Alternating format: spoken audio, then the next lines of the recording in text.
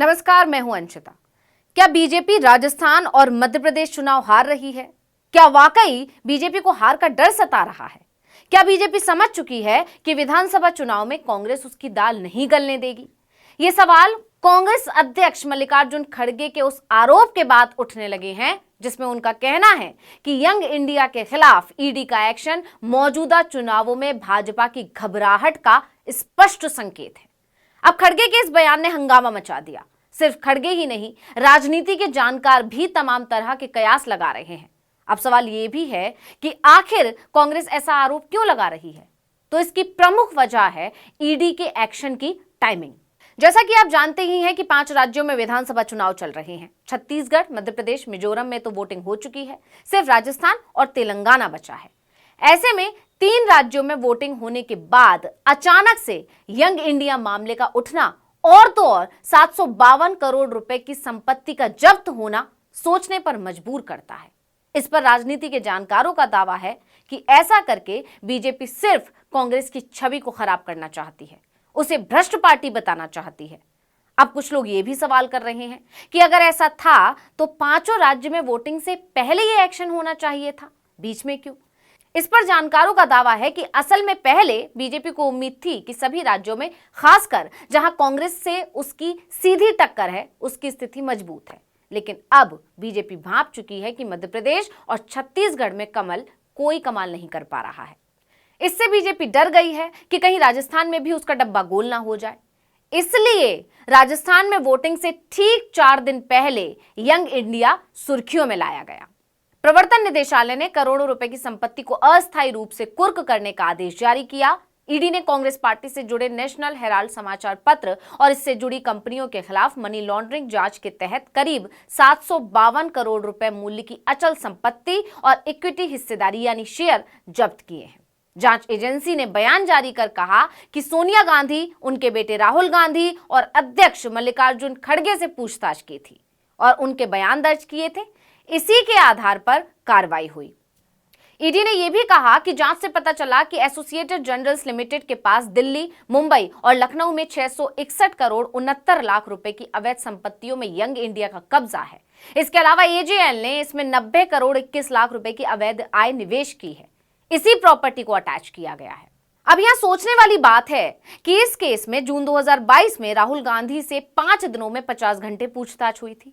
फिर 21 जुलाई 2022 में national Herald case में सोनिया गांधी से 3 दिन में 12 घंटे सवाल हुए थे। इस दौरान उनसे लगभग 100 से ज्यादा सवाल किए गए। इसके बाद 3 अगस्त 2022 को दिल्ली की हेराल्ड बिल्डिंग में स्थित यंग इंडिया कंपनी का ऑफिस सील कर दिया गया था। इसके बाद मामला ठंडे बस्ते में चला गया, कहीं कोई चर्चा तक नहीं हुई। लेकिन अब 1 साल बाद यंग इंडिया का जिन एक बार फिर बाहर आया, वो भी राजस्थान में मतदान होने से ठीक 4 दिन पहले। क्या ये कुछ अजीब नहीं है?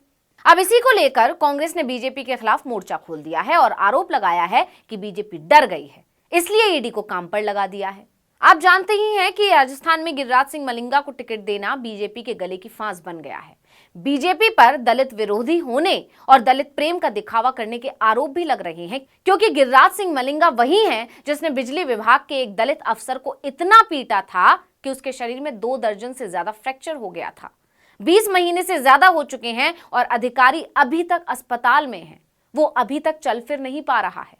एक दलित अफसर की इतनी दुर्दशा करने वाले मलिंगा को बीजेपी ने टिकट दिया है, जबकि यही बीजेपी मलिंगा के खिलाफ खूब हंगामा काट रही थी, क्योंकि उस समय मलिंगा कांग्रेस में थे और कांग्रेस की टिकट पर विधायक बने थे।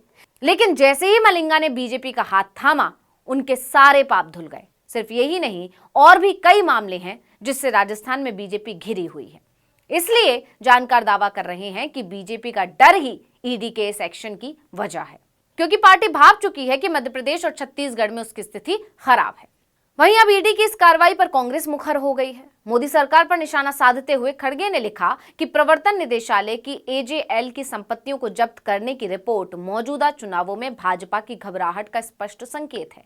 छत्तीसगढ़, मध्य प्रदेश, राजस्थान, तेलंगाना और मिजोरम में हार को देखते हुए भाजपा सरकार अपनी एजेंसियों का दुरुपयोग करने के लिए मजबूर महसूस कर रही है।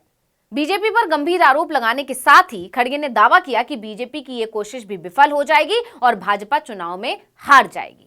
नेशनल हेराल्ड स्वतंत्रता आंदोलन की आवाज था। भारतीय राष्ट्रीय कांग्रेस को स्वतंत्रता आंदोलन में अपनी भूमिका पर गर्व है।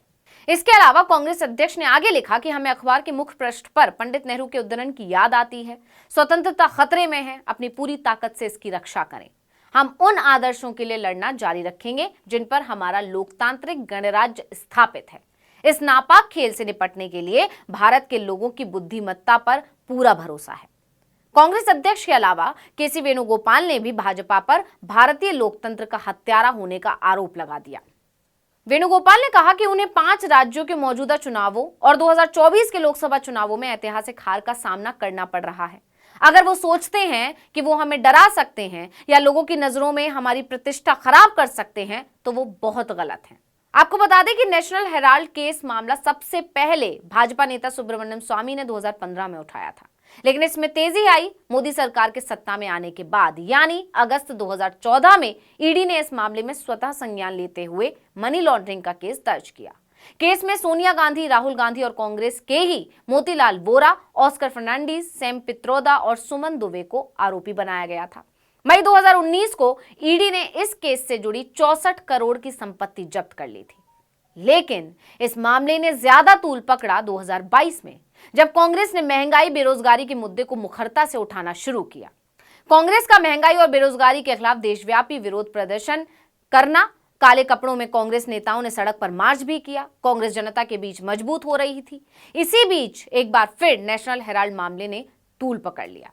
उस समय भी बीजेपी पर साजिश के आरोप लगे थे। हालांकि लंबी पूछताछ के बाद मामला ठंडा पड़ गया था और अब राजस्थान में मतदान से पहले दोबारा उठ गया है। इसलिए बीजेपी और ईडी पर सवाल उठ रहे हैं। बता दें कि नेशनल हेराल्ड अखबार 1938 में जवाहरलाल नेहरू ने 5000 स्वतंत्रता सेनानियों के साथ मिलकर शुरू किया था। इस अखबार का प्रकाशन एसोसिएटेड जर्नल लिमिटेड करता था। आजादी के बाद यह अखबार कांग्रेस का मुखपत्र बन गया। तो इस वीडियो में इतना ही। आपसे अनुरोध है, यूट्यूब पर हमारे चैनल आर्टिकल 19 इंडिया को सब्सक्राइब कीजिए, फेसबुक पर लाइक कीजिए, कमेंट करके बताइए आपको हमारा ये वीडियो कैसा लगा। आने वाले दिनों में हम और किन मुद्दों पर वीडियो बनाएं ये भी जरूर बताइएगा। ट्विटर हैंडल है आर्टिकल 19 _ इंडिया, इसे भी फॉलो कर लीजिए। नमस्कार।